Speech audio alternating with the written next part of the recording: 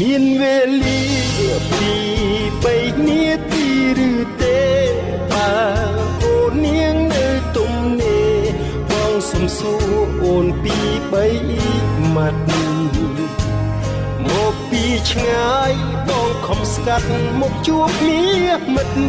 រឿងដែលបងខំលាក់ក្នុងចិត្តតែវាពិតសំខាន់ណាស់ថ្លៃកាំងរុនណាស្ដាប់បងឲ្យបានចប់សុខទុក្ខហើយចាំបូកសាររុបណាពីស្អីបើអូនមានវេលាសូមអូនវិនិច្ឆ័យទទួលយកសេចក្តីដែលបងស្នេហ៍ភ្នែកឃើញតែរូបនេះស្ងួនបើភ្នែកឃើញអូនគ្រប់ពេលវេលាគឺមានតែអូនហេតុអ្វីទៅស្ងួនយល់សពយល់សោកឃើញតែស្នេហ៍សោកទាំងយប់ទាំងថ្ងៃតែគិតយ៉ាងណាទៅស្រីចង់បានអូននិមិត្តចិត្តខ្លួនបងស្នេហ៍តែអូនពេញមួយជីវិតគ្មានអូនបងស្លាប់សូមអូនអាណិតមុខដល់ដួងចិត្តស្នេហ៍ពិតលើថ្លៃសូមអូនប្រណីនេះជាសំដីចេញពីចិត្តស្មោះមិនគូក៏ហោះបោកបន្តិចសោះស្នេហ៍ស្មោះចំពោះត្រានត្រើឆ្លើយមកណាស្រី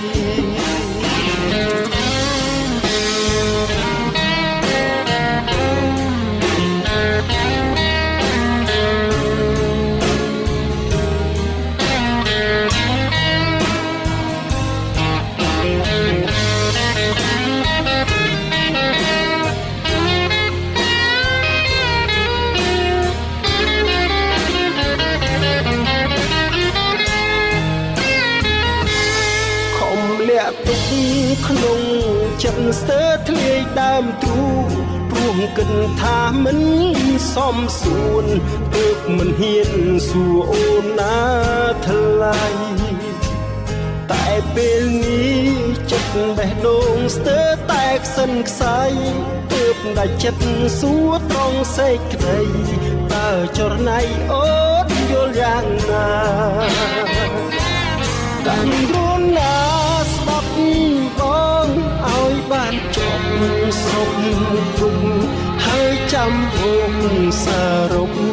ណាពីស្អីបើអូនមានវេលាសូមអូនវិនិច្ឆ័យ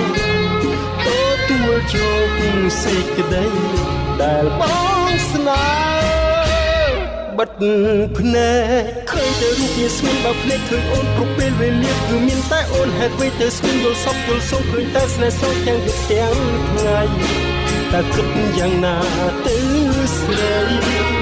ចង់